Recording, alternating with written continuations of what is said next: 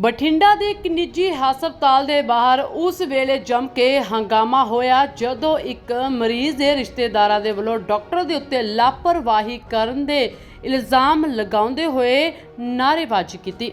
ਅਸਲ ਦੇ ਵਿੱਚ ਮ੍ਰਿਤਕ ਮਹਿਲਾ ਦੇ ਰਿਸ਼ਤੇਦਾਰਾਂ ਨੇ ਦੱਸਿਆ ਕਿ ਮਹਿਲਾ ਪ੍ਰੈਗਨੈਂਟ ਸੀ, ਜਿਸ ਨੂੰ ਇਸ ਹਸਪਤਾਲ ਦੇ ਵਿੱਚ ਭਰਤੀ ਕਰਵਾਇਆ ਗਿਆ ਸੀ ਤੇ ਡਾਕਟਰ ਦੇ ਵੱਲੋਂ ਇਲਾਜ ਸ਼ੁਰੂ ਕਰ ਦਿੱਤਾ। ਬੱਚੇ ਦੀ ਡਿਲੀਵਰੀ ਸਮੇਂ ਮੌਤ ਹੋ ਗਈ ਸੀ ਕਿਉਂਕਿ ਉਸ ਦੀ ਜਿਹੜੀ ਕਿ ਸਿਹਤ ਪਹਿਲੇ ਹੀ ਖਰਾਬ ਦੱਸੀ ਜਾ ਰਹੀ ਸੀ, ਪਰ ਔਰਤ ਠੀਕ ਸੀ, ਪਰ ਉਸ ਤੋਂ ਬਾਅਦ ਉਸ ਦੀ ਵੀ ਮੌਤ ਹੋ ਗਈ, ਜਿਹਦੇ ਚੱਲਦੇ ਪੀੜਤ ਪਰਿਵਾਰ ਦਾ ਕਹਿਣਾ ਹੈ ਕਿ ਡਾਕਟਰ ਦੀ ਅਣਗਹਿਲੀ ਦੇ ਕਰਕੇ ਇਹ ਮੌਤ ਹੋਈ ਹੈ। मैं मरीज की दौरानी है छोटी, ਅਸੀਂ ਇਹਨਾਂ ਨੂੰ ਪਰਸੋਂ ਇੱਥੇ ਲੈ ਕੇ ਆਏ ਸੀ ਹਸਪੀਟਲ। ਇਹਨਾਂ ਨੇ ਸਾਨੂੰ ਕਿਹਾ ਕਿ ਟ੍ਰੀਟਮੈਂਟ ਕਰਾਂਗੇ, ਠੀਕ ਹੈ। ਇਹਨਾਂ ਨੇ ਸਾਡੇ ਤੋਂ ਰਿਪੋਰਟਾਂ ਵਗੈਰਾ ਸਾਰੀਆਂ ਮੰਗਾਈਆਂ, ਅਸੀਂ ਜਮ੍ਹਾਂ ਕਰਾਈ। ਇਹਨਾਂ ਨੇ ਸਵੇਰੇ ਇਹਨਾਂ ਨੂੰ ਇੰਜੈਕਸ਼ਨ ਵਗੈਰਾ ਲਗਾਏ, ਐਡਮਿਟ ਕੀਤਾ, ਸ਼ਾਮ ਨੂੰ ਕੇਸ ਕੀਤਾ, ਬੱਚਾ ਵੀ ਮਰ ਗਿਆ ਸਾਡਾ ਤੇ ਸਾਨੂੰ ਅਗਲੇ ਦਿਨ ਇਹਨਾਂ ਨੇ ਰੈਫਰ ਕਰਤਾ। ਸਾਨੂੰ ਇਹਨਾਂ ਨੇ ਇਹ ਕਿਹਾ ਕਿ ਬੱਚੇਦਾਨੀ 'ਚ ਔਲ ਫਸੀ ਪਈ ਹੈ, ਤੇ ਜੇ ਬੱਚੇਦਾਨੀ 'ਚ ਔਲ ਫਸੀ ਪਈ ਹੈ ਤਾਂ ਇਹਨੇ ਛੁੱਟੀ ਕਿਵੇਂ ਦਿੱਤੀ ਸਾਨੂੰ?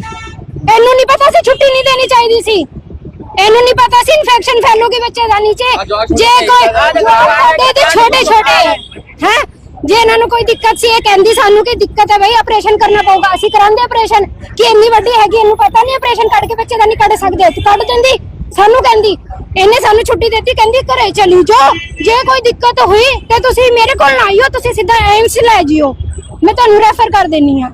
ਤੇ ਅਸੀਂ ਪੇਸ਼ੈਂਟ ਵੀ ਬਿਮਾਰ ਹੋਇਆ, ਸ਼ਾਮ ਨੂੰ ਵੀ ਬੁਖਾਰ ਚੜਿਆ, ਮੈਂ ਫੋਨ ਕੀਤਾ ਇਹਨਾਂ ਨੂੰ, ਮੈਂ ਕਿਹਾ ਇਹਨਾਂ ਦੀ ਸਟਾਫ ਸੀਗੀ, ਮੈਂ ਕਿਹਾ ਦੀਦੀ ਪੇਸ਼ੈਂਟ ਮੰਜੂ ਹੁਣੇ ਛੁੱਟੀ ਮਿਲੀ, ਉਹਨੂੰ ਬੁਖਾਰ ਹੋ ਗਿਆ ਹੈਗਾ। ਕਹਿੰਦੀ ਕੋਈ ਨਹੀਂ, ਪੈਰਾਸੀਟਾਮੋਲ ਦੇ ਦਿਓ, ਠੀਕ ਹੋ ਜੂਗੀ।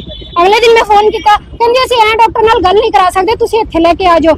ਅਸੀਂ ਸ਼ਾਮ ਤੱਕ ਮਤਲਬ ਦੁਪਹਿਰੇ ਲੈ ਕੇ ਆਏ, ਬੀਪੀ ਜਮਾ ਡਾਊਨ ਪੇਸ਼ੈਂਟ ਦਾ ਜਮਾ। ਜਦੋਂ ਇਹਨੇ ਚੈੱਕ ਕਰ ਲਿਆ ਕਿ ਬੀਪੀ ਡਾਊਨ ਹੈ, ਇਹਨੇ ਬਸ ਫਟਾਫਟ ਕਹਿੰਦੀ ਲੈ ਜਾਓ, ਹੁਣ ਫਟਾਫਟ ਲੈ ਜਾਓ, ਏਮਸ ਤੋਂ ਲੈ ਜਾਓ।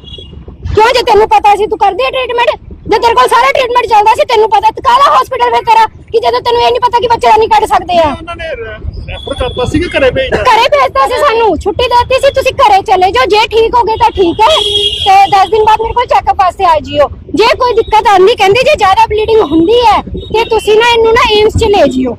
ਅਸੀਂ 7 ਤਰੀਕ ਨੂੰ ਉਹਨਾਂ ਕੋਲ ਲੈ ਕੇ ਆਏ ਸਰ, ਤੇ ਇਹ ਕਹਿੰਦੇ ਅਸੀਂ ਕਰ ਦਾਂਗੇ ਕੇਸ ਤੇ 20000 ਰੁਪਏ ਲਵਾਂਗੇ ਅਸੀਂ। ਡਿਲੀਵਰੀ ਕੇਸ ਸੀ? ਹਾਂਜੀ ਹਾਂਜੀ ਸਰ, ਕਹਿੰਦੇ ਠੀਕ ਹੈ। ਫਿਰ ਮੁੜ ਕੇ ਜੀ ਇਹਨਾਂ ਨੇ ਕੇਸ ਕੀਤਾ, ਬੱਚਾ ਵੀ ਨਹੀਂ ਬਚਿਆ ਜੀ, ਤੇ ਮੇਰੇ ਘਰ ਕਹਿੰਦੇ ਵੀ ਇਹ ਤਾਂ ਬੱਚਾ ਨਹੀਂ ਹੈ, ਤੁਸੀਂ ਕੋਈ ਗੱਲ ਨਹੀਂ ਘਰੇ ਜਾ ਵੜੋ, ਤੇ ਵੀ ਤੁਹਾਨੂੰ ਵੀ ਟੀਕੇ ਟੁਕੇ ਲਗਾਤੇ ਇਹਦੇ, ਇਹ ਸਹੀ ਹੋ ਜੂਗੀ। ਮੈਨੂੰ ਕਹਿੰਦੇ ਰਿਪੋਰਟ ਲਿਆ ਜਾ ਕੇ, ਮੈਂ ਅਲਟਰਾਸਾਊਂਡ ਤੋਂ ਸੁਖਮਨੀ ਤੋਂ ਲਿਆ ਰਿਪੋਰਟ ਜੀ, ਉਹਦੇ 'ਚ ਆਇਲ ਫਸੀ ਹੋਈ ਸੀ, ਆ ਗਿਆ ਉਹਦੇ 'ਚ। ਇਹ ਕਹਿੰਦੇ ਆਇਲ ਫਸੀ ਹੋਈ ਹੈ, ਬਸ ਟੀਕੇ ਲਾਤੇ, ਕਹਿੰਦੇ ਸਹੀ ਹੋ ਜੂਗਾ। ਤੇ ਮੁੜ ਕੇ ਤੁਸੀਂ ਕੀ ਕੰਮ ਕਰਦੇ ਹੋ? मैं तो जी सेवादार है जी, ठेकेदारी सिस्टम से काम करते हैं थर्मल कॉलोनी च। ਕਿਹਦੀ ਗਲਤੀ ਮੰਨਦੇ ਹੋ? गलती सारी मैडम जी दी, इन्हां दी है, उस समझदार दी, इन्हां दी गलती करके सारा होया जी। इन्हां नूं पता सी भी ਔਰ ਫਸੀ ਹੋਈ ਹੈ, ਤੇ ਤੁਸੀਂ ਕਾਹਦੇ ਵਾਸਤੇ ਵੀ ਇੱਥੋਂ ਭੇਜਿਆ? ਤੁਸੀਂ ਇੱਥੇ ਜ਼ਿਆਦਾ ਤੁਹਾਨੂੰ ਉਦੋਂ ਹੀ ਭੇਜ ਦਿੰਦੇ ਐਮਜੀ ਚ, ਠੀਕ ਹੈ। ਇਹਨਾਂ ਨੇ 2 ਦਿਨਾਂ ਬਾਅਦ ਸਾਨੂੰ ਰੈਫਰ ਕੀਤਾ। ਹੁਣ ਤੁਹਾਡੇ ਬੱਚੇ ਕਿੰਨੇ ਹੈਗੇ? ਮੇਰੇ ਇੱਕ ਕੁੜੀ ਇੱਕ ਮੁੰਡਾ ਹੈ ਸਰ। ਕੀ ਮੰਗ ਕਰਦੇ ਹੋ? ਅਸੀਂ ਮੈਂ ਕਹਿੰਦੇ ਉਹਨਾਂ ਦਾ ਇਨਸਾਫ ਕੀਤਾ ਜਾਏ ਸਾਡੇ ਨਾਲ ਸਰ। ਛੁੱਟੀ ਦਿੱਤੀ ਸੀ ਇਹਨਾਂ ਨੇ? ਹਾਂਜੀ ਹਾਂਜੀ, ਉਹਦੇ ਚੁੱਕ ਘਰੇ ਭੇਜਤਾ ਜੀ, ਕਹਿੰਦੇ ਸਹੀ ਹੋ ਜਾਊਗਾ, ਤੁਸੀਂ ਜਾਓ। ਬਾਅਦ ਚ ਜਦੋਂ ਕੱਲ ਬੀਪੀ ਲੋ ਹੋਣ ਲੱਗਿਆ ਇਹਨਾਂ ਕੋਲ ਆਏ, ਫਿਰ ਇਹਨਾਂ ਨੇ ਏਮ ਚ ਭੇਜਤਾ। ਏਮ ਵਾਲੇ ਕਹਿੰਦੇ ਤੁਸੀਂ ਲੇਟ ਆਏ ਹੋ, ਹੁਣ ਤਾਂ ਜ਼ਹਿਰ ਫੈਲ ਗਿਆ ਜੀ। ਸਾਰੀ ਗਲਤੀ ਇਹਨਾਂ ਦੀ ਹੈ ਸਰ। ਉੱਥੇ ਇਸ ਮਾਮਲੇ ਨੂੰ ਲੈ ਕੇ ਹਸਪਤਾਲ ਦੀ ਡਾਕਟਰ ਦਾ ਵੀ ਬਿਆਨ ਸਾਹਮਣੇ आया ਤੇ ਆਪਣੇ ਤੇ ਲੱਗੇ ਇਲਜ਼ਾਮਾਂ ਨੂੰ ਝੂਠਾ करार ਦਿੱਤਾ है। जो हाँ देखो, जो धरना में तो अभी पता लगा कि धरना दे रहे हैं, क्यों हमारे पास एक पेशेंट आया था 7 तारीख को सुबह 11 बजे मेरे पास आया। इसका बच्चे में नुक्स था और बच्चे का पानी खत्म हो चुका था और इसको पानी एक में से पानी गिर रहा था। तो हमने कहा तो सिविल हॉस्पिटल चले जाओ, पर कहते डॉक्टर हम लोग आप हमारा यही कर दो। तो हमने इसको ट्राई करके उसका अबॉर्शन हो गया और शाम को 8 बजे वो अबॉर्ट करेगी पेशेंट, और उसका बच्चा हमने उनका अटेंडेंट को हैंड ओवर कर दिया। और हमने ये कहा कि हमने बहुत कोशिश करी, इसकी ऑल नहीं निकल रही हमसे। डॉक्टर को बुला के बेहोशी का इंजेक्शन भी लगाया, फिर भी ऑल नहीं निकली। फिर हमने इनको रेफर कर बोला कि आपको एम्स आना पड़ेगा। फिर एम्स में डॉक्टर HOD जो है, डॉक्टर लज्जा से मेरी बात हुई, उन्होंने कहा मैडम कल मेरे पास भेज दो पेशेंट को, आज तो मैं बाहर हूँ या मैं कहीं बिजी हूँ, मैं आज नहीं आ सकती। मैंने कहा चलो ठीक है। फिर मैं डॉक्टर लोकल डॉक्टर से मैंने कंसल्ट किया कि क्या करना चाहिए। उन्होंने कहा सुबह पर स्कैनिंग करा के देख लेंगे कि ऑल का क्या चक्कर है। सुबह हमने 8 तारीख को सुबह हमने स्कैनिंग कराई, 7 तारीख को पेशेंट बिल्कुल ठीक ठाक रही, खाती पीती रही, बाथरूम जाती रही, ब्लीडिंग बिल्कुल नहीं थी, ठीक ठाक थे पेशेंट। सुबह 8 तारीख को चाय पानी पिया, सारा कुछ किया। फिर हमने उसको स्कैनिंग के लिए भेजा, स्कैनिंग करवा के सुखमनी से स्कैनिंग करा के आई लोग, और उसमें लिखा था कि ऑल बिल्कुल अंदर चिपकी पड़ी है। फिर मैंने ये रिपोर्ट डॉक्टर लज्जा देवी एम्स एचओडी को फोन करके बोला कि ऐसे इसका कंडीशन है, कहते मैडम फिर भेज दो उसको मेरे पास। तो ये कहते चलो हम कल चले जाएंगे। हमने कहा चलो ठीक है। फिर मैंने इसको 8 तारीख को शाम को 3 बजे यहाँ से छुट्टी कर दी कि आप चले जाओ, कोई प्रॉब्लम होती है आपको, ब्लीडिंग होती है, बुखार आता है, कुछ भी आता है आपको, तो आपको एम्स जाना पड़ेगा। मैडम से मेरी बात होगी। फिर 9 तारीख को ये लोग घर में रहे और 9 तारीख मेरे पास शाम को 4 साढ़े 4 बजे आते ही डॉक्टर इसको नाक हो गया कि अंधेरा सा लग रहा है। तो मैंने कहा तुम यहाँ पे क्यों गए, एम्स क्यों नहीं गए, तुमको बोला था एम्स आने के लिए, वहाँ क्यों नहीं गए। आए भी एक्टिवा में मेरे पास आए, ऐसे कोई गाड़ी वाड़ी करा के नहीं आए। मैंने देखा बीपी थोड़ा लो था, हमने सब खून टेस्ट करा, खून 10 ग्राम खून था। फिर हमने एम्बुलेंस अरेंज करी, एम्बुलेंस अरेंज करके इनको हमने बकायदा भेजा। मैडम लज्जा एम्स वाली को मैंने फोन किया कि मैडम ये खराब, परेशान ना हो माता कि आप इसको अटेंड कर लेना, कहते मैं हॉस्पिटल में ही हूँ, आप भेज दो। फिर मैंने यहाँ से भेजा और पेशेंट एम्बुलेंस में चला गया। हमारी लड़की वहां तक छोड़ चल के गई, पेशेंट यहाँ से पानी वानी पी के गया, ऐसे कोई दिक्कत थी। और पेशेंट चल के गया, आया एक्टिवा पे आया, कोई गाड़ी पे नहीं आया कि पेशेंट सीरियस बंदा स्ट्रेचर पे लेके आ रहा है, कोई पैर टूट के मेरे कमरे में यहाँ पे 10 मिनट बैठी है, बस मैंने एम्बुलेंस अरेंज करता, टाइम टेकरा जो लगा।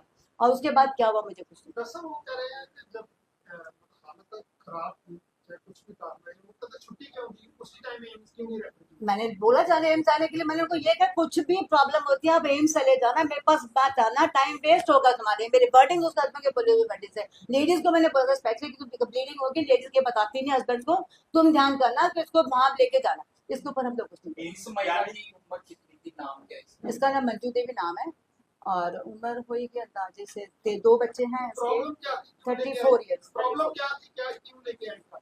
मेरे पास ये लेके आए थे डॉक्टर की 6 महीने की प्रेगनेंसी है, 1 महीने से इसको पानी गिर रहा है और ये स्कैन रिपोर्ट में इतना कुछ किया हुआ है।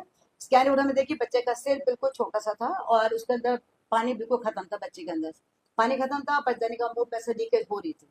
तो हमने कहा यार तो फिर इसको ऊपर से निकालना पड़ेगा, बच्चे में तो ऑपरेशन साथ में करवा लो, दोनों काम होते, 2 बच्चे आपके पास पहले ही हैं।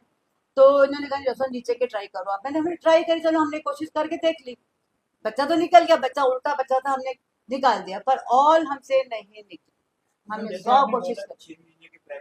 ਖੈਰ ਹੁਣ ਇਹ ਮਾਮਲਾ ਪੁਲਿਸ ਦੀ ਜਾਂਚ ਦਾ ਵਿਸ਼ਾ ਬਣ ਗਿਆ ਕਿਉਂਕਿ ਪੀੜਤ ਪਰਿਵਾਰ ਦੇ ਵੱਲੋਂ ਡਾਕਟਰ ਤੇ ਇਲਜ਼ਾਮ ਲਗਾਏ ਜਾ ਰਹੇ ਨੇ, ਪਰ ਡਾਕਟਰ ਦਾ ਕਹਿਣਾ ਕਿ ਸਾਡੇ ਵੱਲੋਂ ਕੋਈ ਅਣਗਹਿਲੀ ਨਹੀਂ ਵਰਤੀ ਗਈ। ਹਕੀਕਤ ਟੀਵੀ ਪੰਜਾਬੀ ਲਈ ਬਠਿੰਡਾ ਤੋਂ ਗੋਬਿੰਦ ਸੈਣੀ ਦੀ ਰਿਪੋਰਟ।